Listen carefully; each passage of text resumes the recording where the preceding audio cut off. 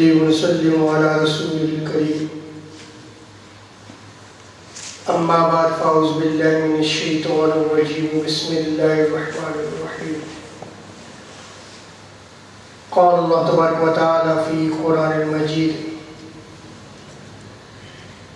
شهر رمضان الذي أنزل فيه القرآن هدى للناس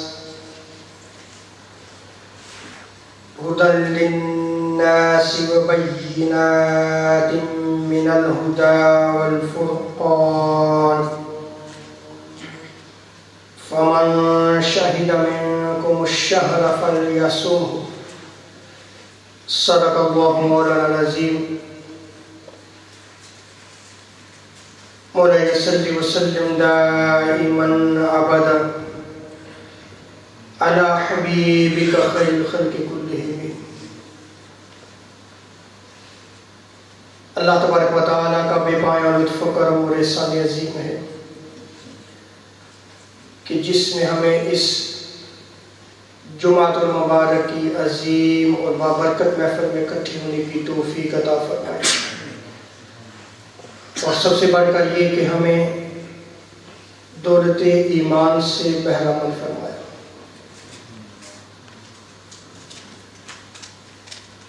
رمضان المبارک کی آمد ہے،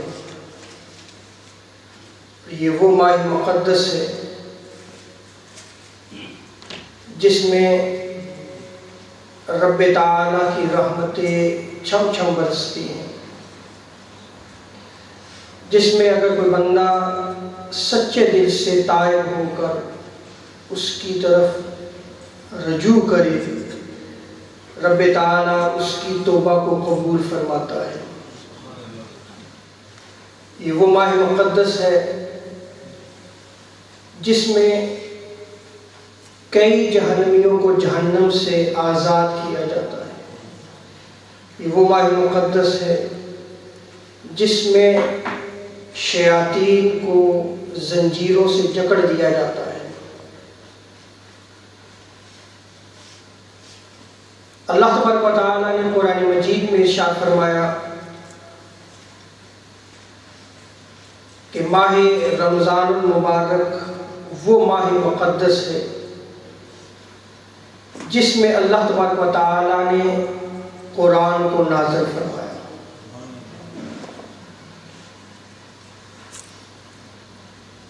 بعض مفسرین نے اس کی تفسیر یہ کی ہے کہ رمضان المبارک میں قرآن مجید کے نزول کا آغاز ہوا. حافظ ابن عساکر نے ایک روایت نقل کی ہے جس میں یہ نقل کیا گیا ہے کہ تاجدار کائنات صلی اللہ تعالی وسلم میں قرآن کے نزول کا آغاز رمضان المبارک میں، اور اسی رمضان المبارک کی 27ویں شب کو قرآن پاک جو ہے وہ لوح محفوظ سے آسمان دنیا پر نازل ہوا، اور پھر آسمان دنیا سے جو ہے وہ تاجدار کائنات صلی اللہ تعالی وسلم پر بقدر ضرورت جو ہے وہ زندگی میں نازل ہوتا رہا. اللہ تبارک و تعالیٰ قرآن مجید میں ارشاد فرماتا ہے کہ ہدی للناس، اس قرآن میں لوگوں کے لیے ہدایت ہے. وہ قرآن جو لوگوں کے لیے ہدایت ہے تو مومنین کے لیے اگر اس قرآن کو پڑھیں، سمجھیں اور عمل کریں تو دنیا میں بھی کامیابی ہے اور آخرت میں بھی کامیابی ہے. ہم نے آج قرآن کو بند کر کے رکھ دیا غلاف میں لپیٹ کے، نہ ہم اسے پڑھتے ہیں اور نہ پڑھ کر اسے سمجھتے ہیں اور نہ پڑھ کر سمجھ کر اس پہ عمل کرتے ہیں. سو آج دیکھ رہے امت مرحومہ کی حالت کیا ہو چکی. سید عالم صلی اللہ تعالی علیہ وسلم نے حدیث صحیح میں ارشاد فرمایا کہ میں تم میں 2 چیزیں چھوڑ کے جا رہا ہوں، ان کا تمسک رکھنا، ان کو مضبوطی سے تھام کے رکھنا، تم گمراہ نہیں ہوگے.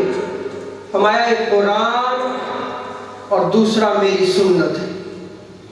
اور اور ایک اور روایت میں آتا ہے قرآن اور میرے اہل بیت. سو اگر گمراہی سے بچنا ہے، اگر ہدایت کی راہ کو لینا ہے تو قرآن سے محبت کرنا ہوگا.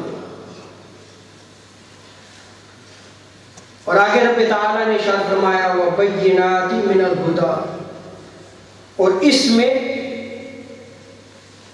رہنمائی کرنے والی اور حق و باطل میں امتیاز کرنے والی واضح نشانیاں ہیں.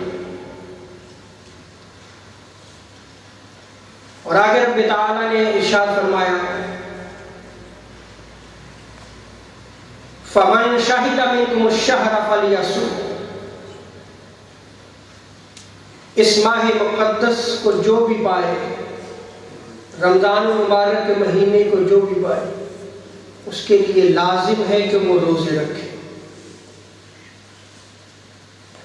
اب وہ شخص جو رمضان المبارک میں روزے نہیں رکھتا بلا عذر، حضور ارشاد فرماتے ہیں کہ اگر وہ ساری زندگی روزے رکھتا رہے، ساری زندگی روزہ دار رہے، رمضان المبارک کے ایک روزے کا نعم البدل نہیں ہو سکتے.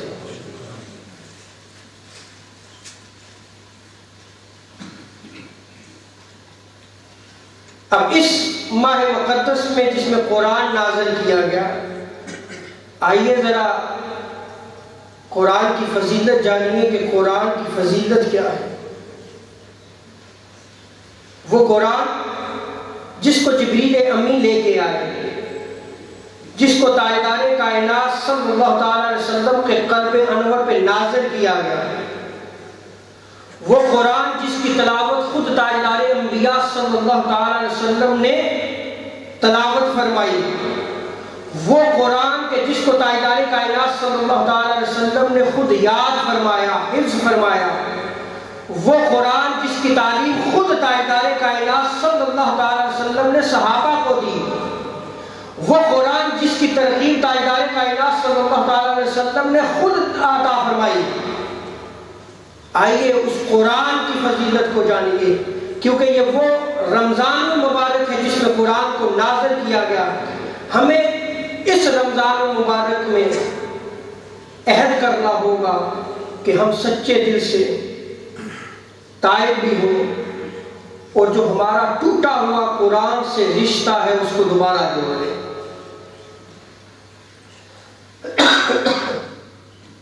حضرت عثمان ابن عفان رضی اللہ تعالیٰ عنہ روایت کرتے، بخاری شریف کی بات، خیرکم من تعلم القرآن وعلمہ،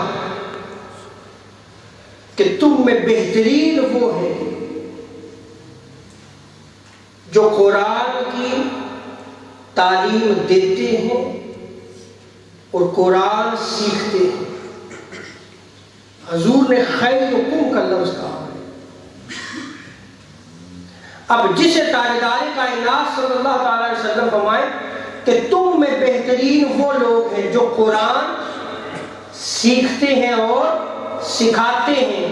آج ہماری کیا حالت ہو چکی ہے؟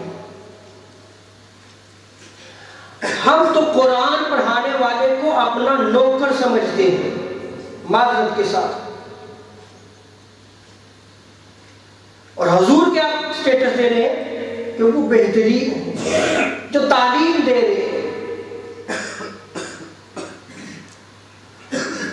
ہم نے اس سٹیٹس کو بدل کے آج جس سٹیٹس پہ جو قرآن کی تعلیم دینے والے ہیں، جس سٹیٹس پہ ہم نے لا کھڑا کر دیا ہے، اس سے بچے جو ہے وہ صحیح تعلیم حاصل نہیں کر سکتے.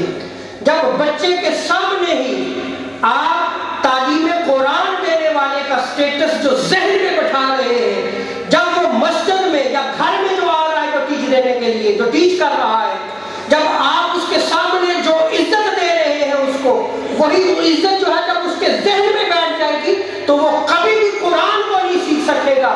اس لیے کہ قرآن کو سکھانے والا تاجدار انبیاء صلی اللہ تعالی علیہ وسلم ارشاد فرماتے ہیں کہ خیرکم، وہ تم میں سب سے بہترین ہے.